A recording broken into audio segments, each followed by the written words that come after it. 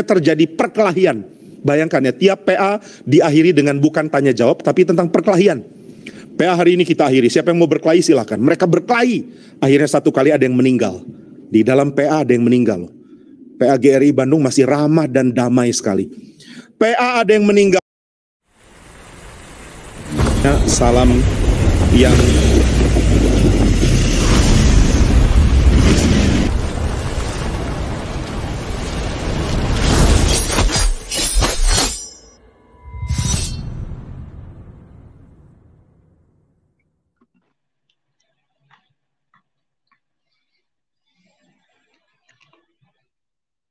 Assalamualaikum warahmatullahi wabarakatuh. Berjumpa lagi dengan saya, Dr. Akal, ya, di channel kesayangan kita, Hidayah Mualaf Channel. Channel yang mengedukasi dan menghibur. Channel di mana Oten yang datang untuk belajar akan pulang membawa ilmu, sedangkan Oten yang datang kejang-kejang akan makan tak sedap, tidur pun tak bisa sleeping, ya. Dan pada kesempatan kali ini, kita akan mendengarkan ya cerita dari pendeta Jimmy Pardede, ya. Ini adalah seorang pendeta yang menceritakan betapa carut marutnya, betapa kacau balaunya saat ya orang-orang Kristen itu melakukan yang namanya PA. Ya, PA itu apa ya? Jadi pasti ada yang nanya, "Bang, itu PA itu apa? Kok sampai ada yang meninggal ya, gara-gara berantem, gara-gara baku hantam setelah PA?" PA itu adalah pendalaman Alkitab. Ya, pendalaman Alkitab. Jadi itu adalah kayak sebuah seminar atau sebuah kelas gitu ya. Sebuah kelas khusus untuk orang-orang Kristen yang ingin mengerti lebih dalam tentang Alkitab. Karena kalau di gereja, itu khotbahnya ya, khotbah-khotbah minggu itu biasanya cuman motivasi hidup. Cuman tentang bagaimana kita itu bersikap, ya, lebih mirip sama Mario Teguh lah. Jadi kalau teman-teman yang pernah ke gereja tentunya familiar ya. Isi khotbahnya itu kurang lebih mirip dengan ceramahnya Mario Teguh. Ya memang gereja seperti itu. Tapi kalau kalian ya orang-orang Kristen ingin tahu lebih dalam tentang kekristenan, biasanya mereka ada buat kelas-kelas khusus.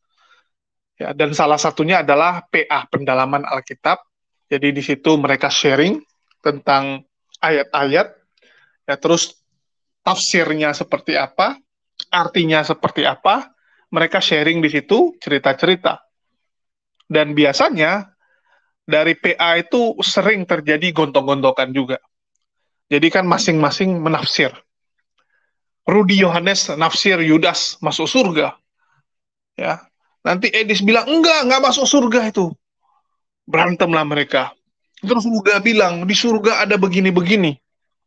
Ginca bilang, enggak, surga enggak seperti itu. Mana ada tingkat-tingkat seperti itu. Berantemlah mereka. Ya, jadi pendalaman Alkitab ini mirip dengan sesi diskusi yang ada di YouTube ya, yang ada di Zoom dan StreamYard.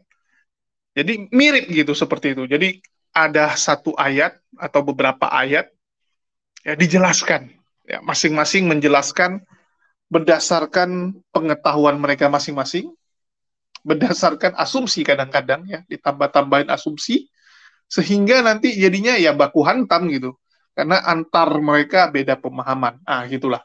Jadi PA ini ibaratnya kita lagi diskusi dengan teman-teman Kristen, tapi semua Kristen gitu ya. Jadi kita nggak menyelah, mereka sendiri yang berdiskusi, dan nanti ujung-ujungnya mereka yang ribut. Sering kita lihat ya di channel-channel YouTube, kalau teman-teman Kristen udah gabung, ya kita tanya satu hal, kita akan mendapati jawaban yang berbeda dari setiap orang ya. Jadi kalau ada 10 orang Kristen, akan dapat 10 jawaban yang berbeda. Tapi itu kalau Protestan ya, atau RT 16. Kalau kita tanya orang Katolik, sama semua. Jadi jangan nanya Katolik. Kalau nanya Katolik, pasti sama semua. Ya nggak perlu. Kalau Katolik itu mereka satu suara. Ya kalian nanya 10 orang Katolik, 10-10-nya akan menjawab hal yang sama. Kalaupun ada yang nggak tahu, mereka akan bilang nggak tahu. Mereka nggak akan eksegesis helikopter. Tapi kalau sama RT 16, mereka akan berbeda-beda. Ya, yang RT 16 ini berbeda-beda. Jadi inilah yang terjadi ya di saat PA, pendalaman Alkitab, dan ini diceritakan ya, dibagi kisah tersebut oleh pendeta Jimmy Pardede, yang notabene sudah sangat pengalaman lah ya, melihat PA-PA ini, bahkan dia katakan gara-gara pendalaman Alkitab ini, karena berbeda pendapat, ada yang berantem sampai meninggal. Ya, bayangkan, sampai meninggal hanya karena membahas tentang Alkitab ini sesama orang Kristen, ya, lucu juga gitu. Oke, kita dengarkan dulu bagaimana cerita tersebut, kenapa bisa sampai jatuh korban, ya, yang sangat kita sayangkan bisa ada jatuh korban. Ya, kita dengar dulu pemaparan atau cerita dari Pak Jimmy Pardede ini. Inilah yang kita harus ketahui waktu Paulus mau benturkan dengan mengatakan hati-hati terhadap mereka yang memecahkan diri dari gereja. Oh, jadi ada pengajar palsu. Ya, ajaran mana yang benar? Ajaran saya. Kenapa? Karena selain saya, orang-orang yang menyepakati ajaran ini bersama dengan saya. Ini bukan ajaran tunggal dari satu orang. Di dalam sejarah gereja, gereja tidak pernah menerima ajaran tunggal satu orang menjadi ajaran khusus bagi gereja. Tidak pernah ada. Itu sebabnya banyak orang di dalam tradisi reform kurang suka kata Calvinis. Seolah-olah kata Calvinis menekankan kita ambil dari Calvin. Kalau saudara lihat dari tradisi reform, banyak yang kita ambil itu diringkas dan dirangkum dari pengakuan iman. Baik itu di dalam Belgic Confession ataupun juga di dalam Westminster Standards. Baik itu di dalam Three Forms of Unity di Eropa maupun Standard Westminster di Inggris Raya. Inggris dan Scotland, maaf. Nah, ini menunjukkan kita tidak pernah menganggap satu orang menjadi sumber bagi pengajaran Kristen. Tidak ada orang reform yang senang istilah Calvinis kalau itu dimaksudkan kita ini penerus ajaran Calvin saja. Nah, itu sebabnya pengakuan iman kita bukan pengakuan iman tunggal dari satu orang, tetapi pengakuan iman yang disepakati bersama. Ini sudah dilakukan oleh gereja Tuhan, baik di dalam tradisi bapak-bapak gereja. Karena di dalam periode bapak-bapak gereja, para bapak gereja pun berkumpul untuk menyatakan apa yang kita percaya. Ada credo. Credo itu artinya adalah saya percaya atau kami percaya. Ini sesuatu yang dipegang gereja bersama-sama. Maka dari awal, para bapak gereja menyepakati cara ini. Dan kalau kita lihat di dalam kitab suci, para penulis kitab suci pun melakukan hal yang sama. Tidak ada pengajar tunggal. Kita tidak bisa mengatakan bahwa teologi ditemukan oleh Paulus saja. Paulus bersumbangsi mengajar, tapi Paulus perlu konfirmasi dari orang-orang lain bahwa yang diajarkan adalah firman Tuhan. Nah, itu sebabnya tidak pernah ada saat di dalam gereja yang benar di mana orang diberikan kuasa sedemikian besar sehingga dia tanpa konfirmasi dari orang lain. Termasuk kita sekarang, saudara boleh dengar ajaran dari pendeta-pendeta di dalam GRII, tapi saudara harus pikirkan apakah yang diajarkan disepakati di dalam pengakuan iman atau tidak. Kalau tidak, mungkin pendeta itu sedang soroti dari sudut pandang yang kita gagal tangkap. Mungkin dia salah bicara. Tapi kalau itu terus-menerus dia lakukan, mesti hati-hati, mesti diawasi. Apakah orang ini punya posisi yang beda dari apa yang disepakati? Kalau beda, apakah perbedaan itu ada penjelasannya? Sehingga kita bisa lihat ini merupakan perbedaan cuma beda perspektif. Tapi kalau perbedaan itu perbedaan karena ajaran yang bentur, maka ini mesti diselesaikan di dalam dewan gereja. Nah, itu sebabnya ketika Paulus pergi kemana-mana, lalu dia beritakan Injil, setelah itu orang-orang Yahudi keberatan. Kamu tidak bisa mengajarkan ini. Ini ajaran yang akan bentur dengan apa yang dipercayai oleh orang Yahudi. Maka Paulus dan juga Barnabas pergi ke Yerusalem, bikin pertemuan dengan para rasul yang lain. Lalu mereka semua saling diskusi. Apa yang harus kita lakukan kepada orang-orang Kristen yang bukan Yahudi?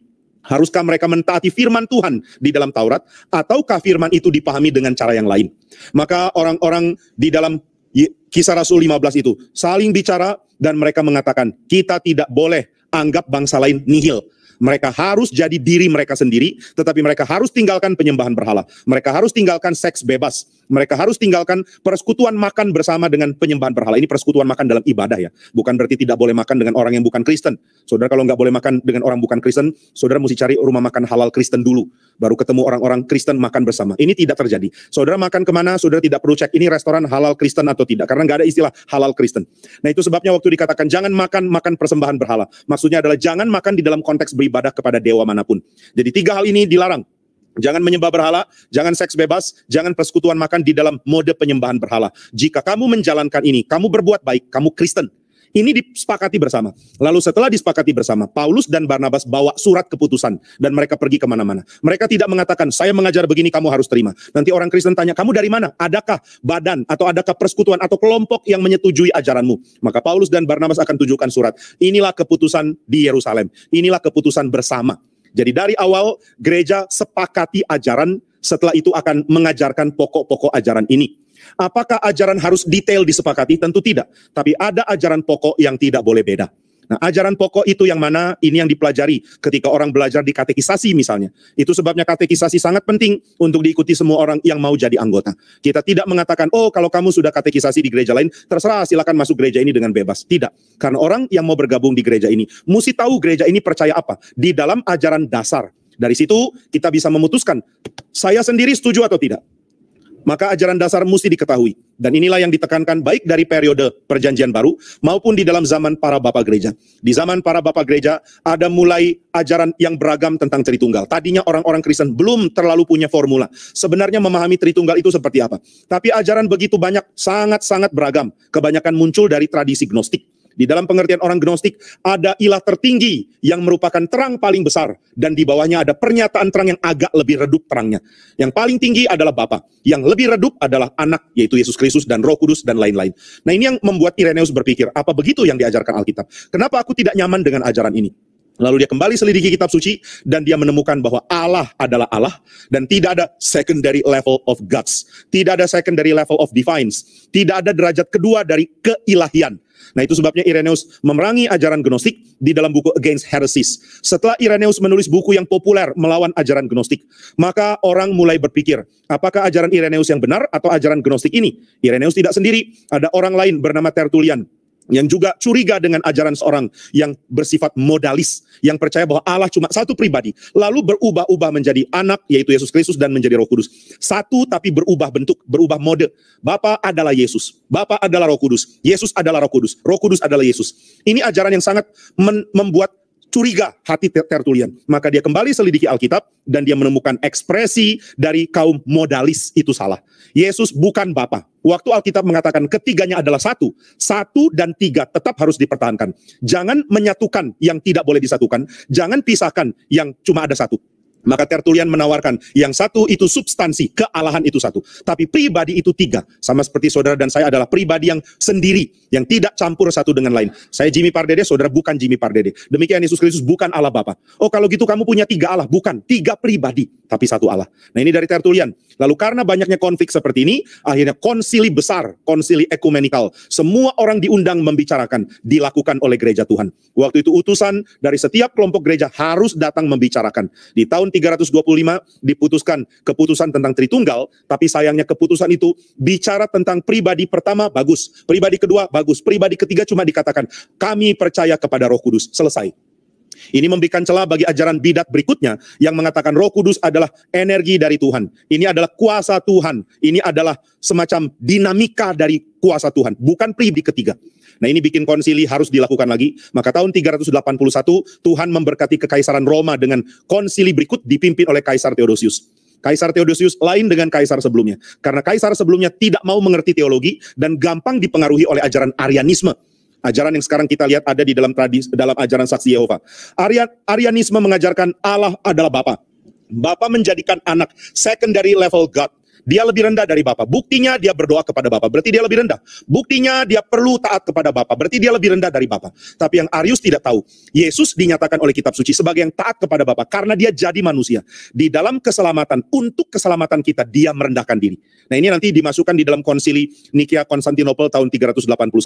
Aku atau kami, ini konsili pakai kata kami ya, supaya ini bukan kepercayaan satu orang. Kami percaya kepada Yesus Kristus, Anak Allah, Allah sejati dari Allah sejati, terang sejati dari terang sejati, Tuhan. Yesus bukan ciptaan, dia dilahirkan bukan diciptakan, dia diperanakkan, kata yang lebih tepat diperanakkan, bukan diciptakan. Dia adalah Allah sejati, tapi untuk keselamatan kita, itu dimasukkan dengan jelas. Untuk keselamatan kita dia menjadi manusia. Jadi posisi sebagai manusia, posisi inilah yang membuat Yesus tunduk kepada Bapa, mau taat, mau dengar firman, mau menyerahkan kehendaknya kepada kehendak Bapa. Ini tidak dimengerti oleh para pengikut Arian. Maka konsil itu diberkati karena pimpinannya, yaitu Raja Theodosius, adalah raja yang belajar. Dan dia tahu Arianisme salah. Dan dia tahu kaisar-kaisar sebelum dia tidak mau repot-repot belajar kekristenan. Saya sudah punya kuasa, saya sudah punya uang. Kenapa mesti repot belajar? Apa yang saya percaya pasti benar. Nah ini yang dipercayai kaisar dulu. Tapi Theodosius punya kerendahan hati. Satu kali dia mengancam satu kota. Saya agak lupa ya, Korintus atau Tesalonika. Dia kirim tentara untuk meredakan demonstrasi. Tapi demonstrasi tidak kunjung reda. Maka tentaranya bunuh banyak orang yang ikut demo itu. Ini bikin satu hamba Tuhan dari Milan. Seorang namanya Ambrosius. Dia marah sekali kepada Theodosius. Dia langsung katakan, Theodosius mesti dihukum. Ini orang pendeta ya, bicara kepada kaisar. Theodosius mesti dihukum. Dia tidak boleh ikut perjamuan kudus. Dia diekskomunikasi sampai gereja menemukan dia sungguh-sungguh bertobat. Wah, orang dengar ini kaget.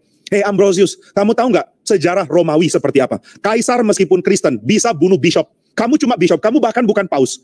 Kamu cuma seorang hamba Tuhan lokal. Kok berani mengekskomunikasi kaisar dari seluruh kekaisaran besar ini? Ini raja yang memerintah Eropa, memerintah Turki, memerintah seluruh daerah yang dikuasai Roma. Dari Mediterania, kemudian di daerah seperti Turki. Dia rajanya loh. Kok kamu berani?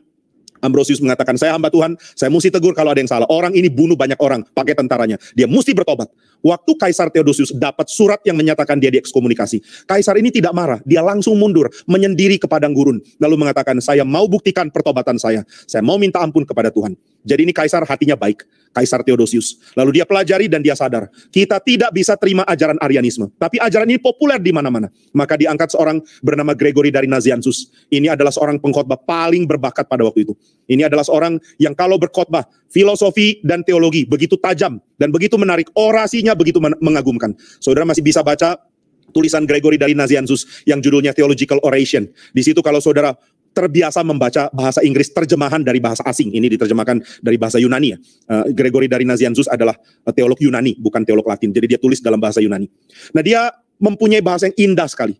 Ketika kita terbiasa dengan orasi kuno atau orasi klasik, kita akan menikmati khotbah Gregory Nazianzus sebagai khotbah yang level tinggi sekali.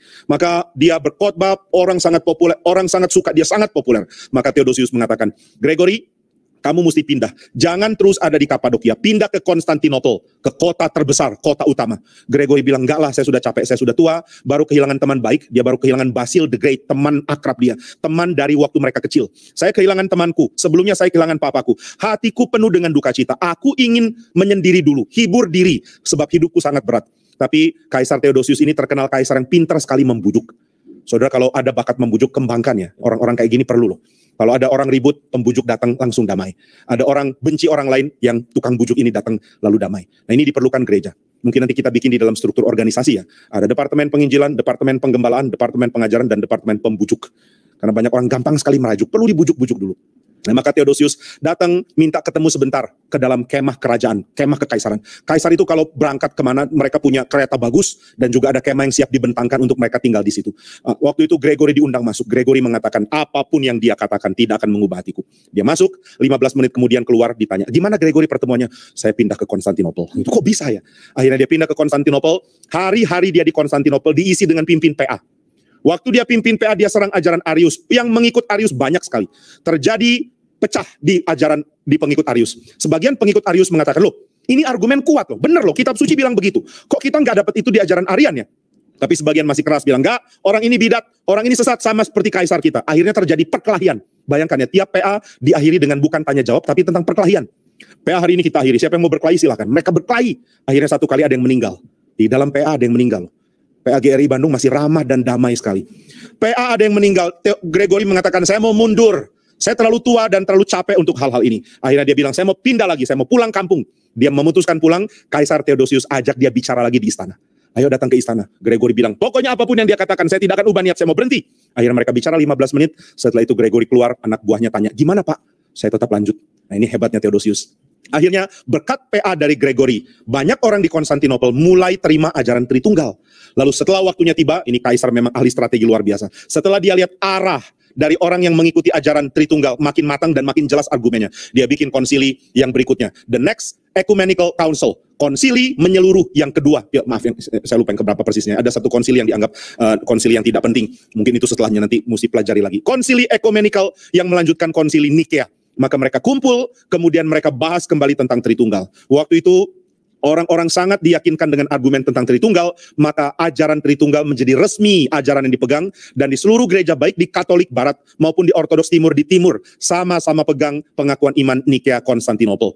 Maka siapa mengatakan aku gereja akan ditanya, kamu benar gereja? Iya. Kamu Kristen? Iya. Gerejamu gereja apa? Gereja ini di daerah ini. Nggak apa-apa. Banyak gereja saling tidak punya channel organisasi dengan yang lain. Orang pergi ke Mesir, bikin gereja di Mesir. Orang pergi kemana, bikin gereja di mana. Tidak ada kaitan sinodal. Zaman dulu organisasi gereja belum satu seperti ini. Maka kalau tanya, kamu gereja dari mana? Kami dari jauh. Kami orang asing yang ada di Konstantinopel. Kami dari Mesir atau kami dari Eropa atau dari manapun. Ditanya, gereja apa kamu? Jawabannya simpel, kami gereja yang mengakui pengakuan iman Nikea Konstantinopel. Maka pengakuan iman Teman-teman sudah dengar ya. Jadi PA yang dimaksud adalah saat PA pertama-pertama. Karena saat itu ya pemahaman-pemahaman kekristenan itu benar-benar berbeda ya antar orang. Jadi memang kalau teman-teman dengar ya tadi cerita dari Pak Pendeta Jimmy Pardede ya, dia menceritakan tentang sejarah kenapa Trinitas ya diambil. Jadi jelas ya, yang berhasil membujuk atau membuat orang percaya dengan Trinitas adalah Gregorianius. Kok susah kali lidah saya ya. Pokoknya teman-teman sudah dengar lah ya. Jadi di sini kita bisa lihat ya bahwa pemahaman-pemahaman tersebut adalah pemahaman orang yang dia tuangkan menjadi tulisan terus diajarkan kepada orang-orang ya. Jadi inilah yang saya agak bingung sebenarnya. Kalau teman-teman telaah ya, teman-teman Kristen juga mau jujur gitu kan. Artinya pemahaman ini berubah seiring waktu dan seiring ada orang yang bisa meyakinkan orang lain. Ya. Jadi misalnya sekarang pemahaman teman-teman saya itu ikut pemahaman saya. Ikut pemahaman saya. Tiba-tiba muncul orang lain, misalnya Goldian, yang bisa meyakinkan kalian lebih bagus daripada saya. Jadi misalnya saya sudah meninggal, tetapi kalian masih mengikuti pemahaman saya. Tiba-tiba muncul Goldian. Goldian itu punya bakat ngomong luar biasa. Ya. Dan dia bertentangan dengan saya. Ada beberapa pemahamannya berbeda. Maka dia berhasil membujuk kalian. Kalian lihat dia luar biasa. Terakhir kalian ikut dia. Ya. Terakhir semua orang mayoritas mengikuti si Goldian. Berubah lagi pemahaman. Inilah yang saya bilang. Ya. Kalau mau jujur-jujuran, kita mau jujur gitu. Apakah pemahaman ini sesuai dengan pemahamannya Yesus? Belum tentu. Ya. Belum tentu. Ini ibaratnya, ya, ada seorang pemimpin ini, pemimpin perusahaan, dia meninggal atau dia koma lah. Ya, dia sedang posisi koma, nggak bisa memimpin perusahaannya, digantikan oleh anggota-anggotanya. Ya, dalam mengambil keputusan, mereka melakukan meeting. Kalau sebelumnya saya yang ngambil keputusan sebagai pucuk pimpinan tertinggi, ya, direkturnya sebagai pucuk pimpinan tertinggi mengambil keputusan untuk perusahaan tersebut. Begitu dia nggak ada atau dia lagi koma lah atau lagi sakit lah, ya lagi sakit sehingga nggak bisa memimpin, ya. Terus anggota-anggotanya memutuskan karena nggak ada lagi pimpinan kita meeting untuk mengambil keputusan. Di meeting itu terjadilah perbedaan pendapat ya, perbedaan pendapat gitu kan. Yang wakil mengatakan, saya sudah kenal baik dengan direktur, saya tahu jalan pikirannya, seperti ini. Terus sekretaris bilang, enggak, saya yang menemani dia selalu, saya tahu pikiran dia, dia pasti lebih setuju dengan yang begini. Mereka saling mengatakan, ya, argumen mereka, menjelaskan argumen mereka. Ini sering kita dapati di kehidupan ya. Di saat satu orang nggak ada, yang lain, mereka ribut untuk mengambil keputusan, seakan-akan mereka paling ngerti orang yang sedang tidak ada itu. Semua mengklaim, saya sebagai orang dekat dari direktur, saya tahu jalan pikirannya. Kalau direktur ada sekarang, dia pasti ambil keputusan ini. Dia pasti ambil keputusan yang itu, gitu kan. Apakah keputusan mereka itu adalah keputusan yang sedang tidak hadir itu? Belum tentu. Saya misalnya tidak hadir di meeting tersebut karena sekarat gitu ya, mungkin lagi koma. Kalau lagi ke luar negeri masih bisa lah lewat telepon. Ini mungkin nggak bisa dicari ya, misal tersesat atau hilang gitu. Apakah anggota-anggota saya, teman-teman saya itu mengambil keputusan sesuai keinginan saya? Enggak, coy. Belum tentu. Ya. Belum tentu sesuai dengan yang saya inginkan. Itu sesuai dengan pemahaman mereka. Ya sama dengan yang terjadi di kekristenan. Siapa yang bisa menjamin apa yang diambil bapak-bapak gereja itu sesuai dengan keinginannya Yesus? Siapa yang berani jamin? Saya tanya kepada teman-teman Kristen, dari mana kalian tahu bahwa keputusan yang diambil bapak-bapak gereja tersebut, pengajaran yang diambil bapak-bapak gereja tersebut, yang disebarkan kepada kalian, itu sesuai dengan keinginan Yesus? Kita tahu, sepanjang umur Yesus, nggak ada murid yang mengerti dia. Ya. Apakah ada murid yang benar-benar tahu percis Yesus itu pengen seperti apa? Nggak ada. Sampai Yesus mau disalibkan, Murid-murid aja masih bertentangan, ya, masih nggak ngerti apa maksudnya. Sering sekali kita melihat Yesus menegur murid-muridnya karena mereka nggak ngerti apa yang Yesus ajarkan. Itu murid-muridnya loh. Apalagi bapak-bapak gereja yang hidupnya ratusan tahun setelah Yesus, yang tidak pernah bertemu Yesus secara langsung. Bagaimana mungkin ya, mereka bisa ngerti apa yang diinginkan Yesus? Itu aja sih bahan renungan kalian.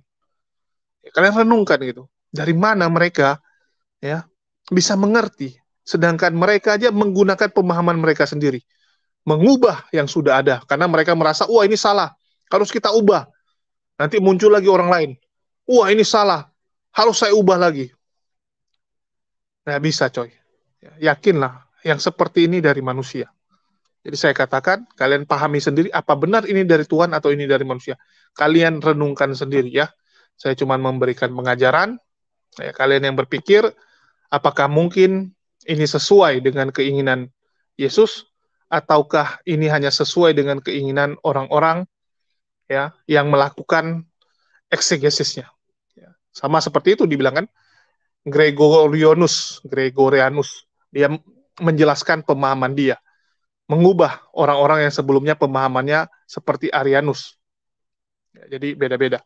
Mungkin itu aja yang bisa saya jelaskan dan kalian sendiri sudah lihat ya bagaimana penjelasannya, sejarah singkatnya, dan disitulah kita bisa melihat bahwa berubah itu sering terjadi ya. Makasih buat semua teman-teman yang udah nyimak.